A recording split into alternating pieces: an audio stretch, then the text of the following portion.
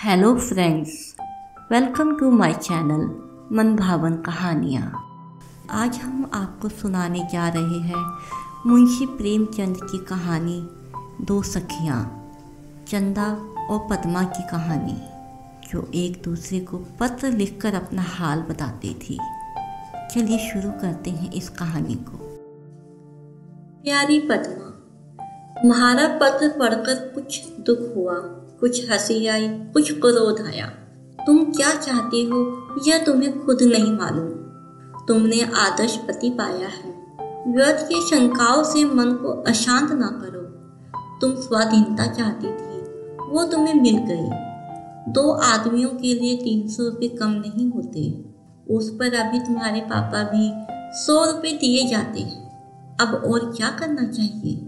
मुझे भय होता है कि तुम्हारा चित्त कुछ अव्यवस्थित हो गया है। मेरे पास तुम्हारे लिए सहानुभूति का एक शब्द भी नहीं। मैं 15 तारीख को काशी आ गई। स्वामी स्वयं मुझे विदा करने गए थे।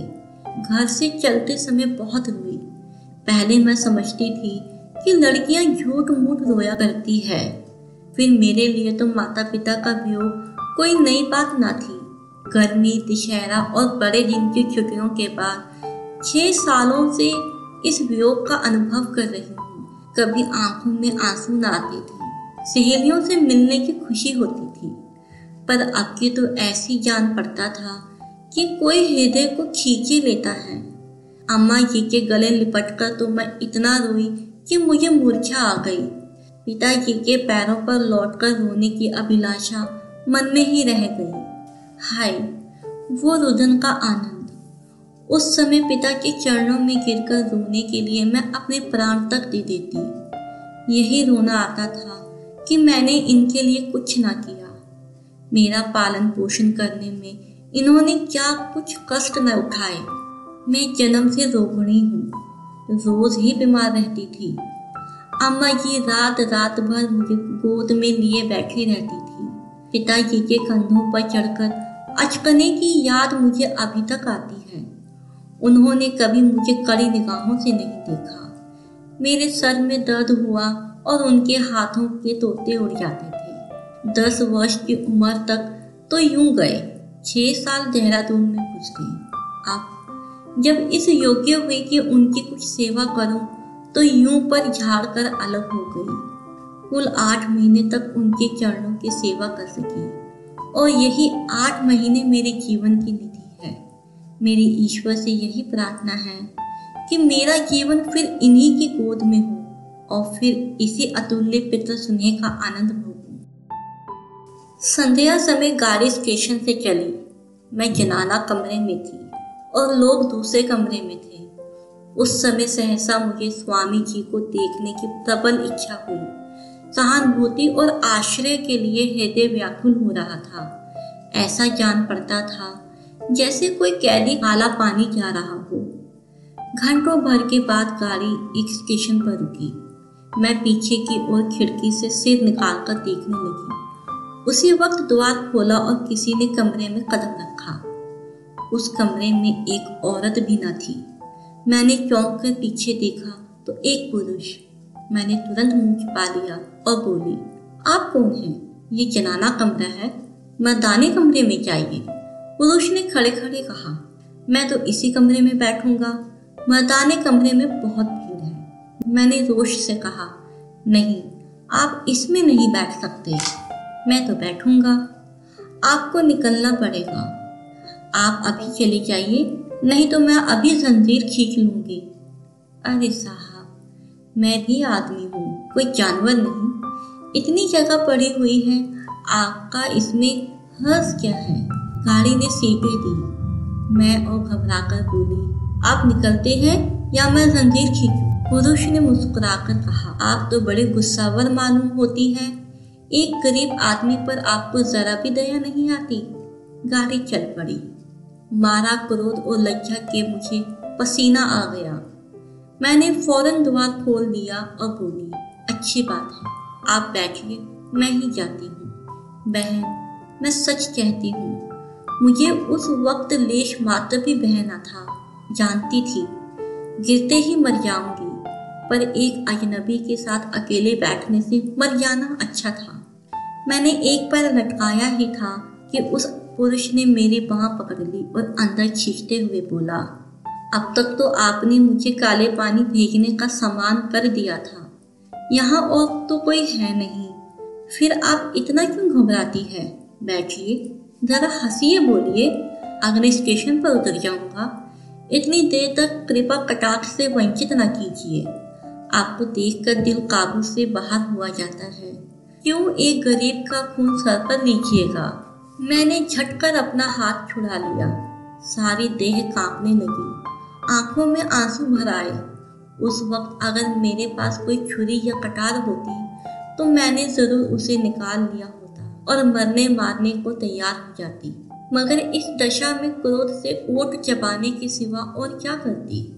आखिर झल्लाना व्यर्थ समझकर मैंने सावधान होने की चेष्टा करते हुए कहा, आप कौन हैं?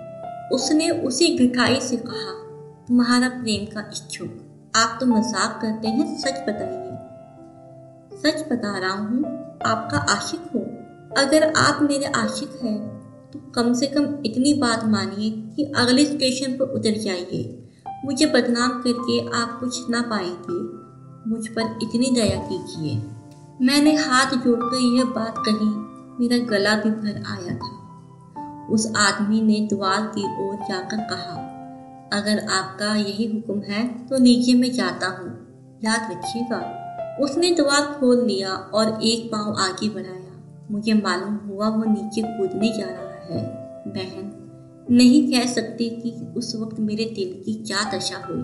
मैंने बिजली की तरह लपक कर उसका हाथ पकड़ लिया और अपनी ओर खींच लिया। उसने गलानी से भरे हुए स्वर में कहा, क्यों खींच लिया? मैं तो चला जा रहा था। अगला स्टेशन आने दीजिए। जब आप भगा ही रही हैं तो जितनी जल्दी भाग जाऊं उतना ही अच्छा। मैं ये कब कहती हूँ कि आप जल्दी गाड़ी से कूद पड़िए। अगर आप मुझ पर इतनी दया है तो एक बार जरा दर्शन ही दे दीजिए। अगर आपकी स्त्री से कोई दूसरा पुरुष बातें करता तो आपको कैसा लगता? पुरुष ने त्योरियां चढ़ाकर कहा, मैं उसका खून पी जाता। मैंने निसंकोच होकर कहा, तो फिर आपके साथ मेरे पति क्या व्यवहार करेंगे ये भी आप समझते होंगे। तुम अपनी रक्षा आप कर सकती हो प्रिय, तुम्हें पति की मदद की जरूरत नहीं है। अब आओ, मेरे गले लग जाओ। मैं ही तुम्हारा भाग्यशाली स्वामी और सेवक हूँ। मेरा हृदय उछल पड़ा। एक बार मुंह से निकला, अरे आप, और मैं दूर हटकर खड़ी हो गई। एक हाथ लंबा घूंघट खींच लिया। मुंह से एक शब्द ना निकला। स्वामी ने कहा, अब यह शर्म और पर्दा कैसा? मैंने कहा, आप बड़े छलिए हैं। इतनी देर तक मुझे रुलाने में क्या मजा आया? स्वामी, इतनी देर में मैंने तुम्हें जितना पहचान लिया उतना घर के अंदर शायद बरसों में भी ना पहचान सकता। यह अपराध क्षमा करो। क्या तुम सचमुच गाड़ी से कूद पड़ती? अवश्य। बड़ी खैरियत हुई, मगर यह दिल लगी बहुत दिनों याद रहेगी। मेरे स्वामी औसत कद के सांवले दुबले आदमी हैं।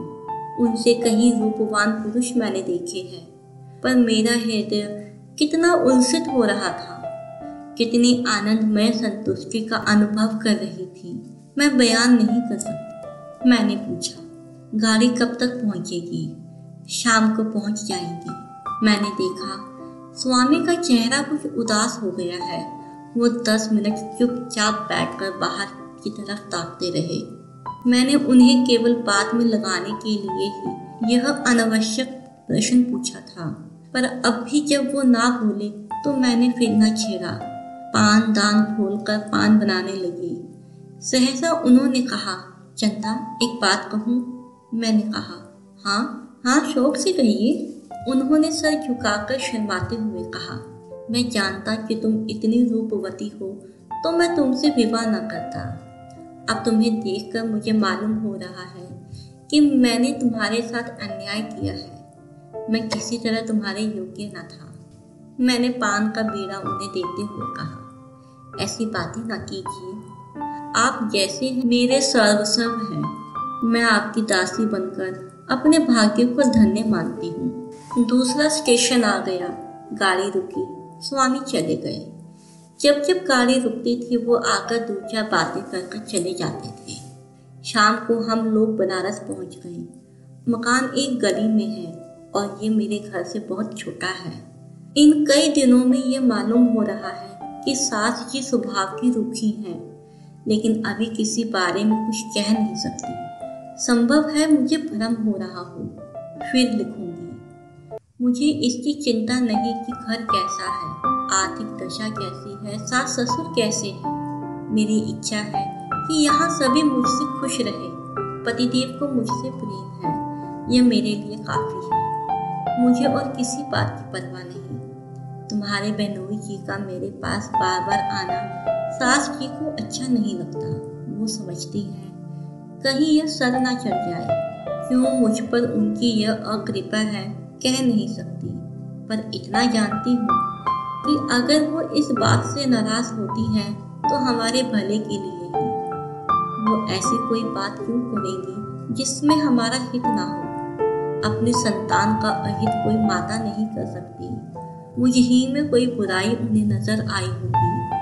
2-4 दिन में आप ही मालूम हो जाएगा। अपने यहाँ का समाचार लिखना। जवाब की आशा 1 महीने से पहले तो नहीं है। यूं तुम्हारी खुशी, तुम्हारी चंदा। तो ये थी हमारी आज की कहानी। आई होप आपको पसंद आई होगी।